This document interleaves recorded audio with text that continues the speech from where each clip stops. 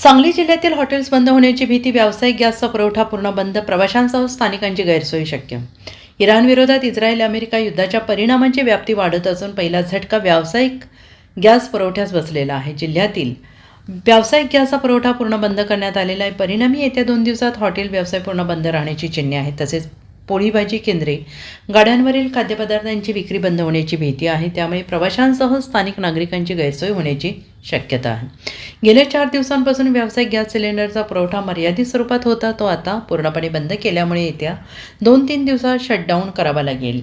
व्यावसायिक गॅसचा पुरवठा बंद करण्यात आला असला तरी विद्यार्थी, वसतिगृह, हॉस्पिटल्स, अत्यावश्यक उद्योगांना गॅस सिलेंडर उपलब्ध करून दिले जाण्याची शक्यता आहे आणि याबाबत प्रशासनाकडून आढावा घेण्यात आलेला आहे. हॉटेल्स, खाद्यपदार्थ व्यावसायिकांची गुरुवारी बैठक आयोजित करण्यात आलेली आहे. सांगली मिरज रस्त्यावरील एका हॉटेलमध्ये होणाऱ्या बैठकीनंतर संघटनेचे पदाधिकारी, जिल्हाधिकारी अशोक काकडे यांची भेट घेऊन समस्या मांडली जाणार आहे.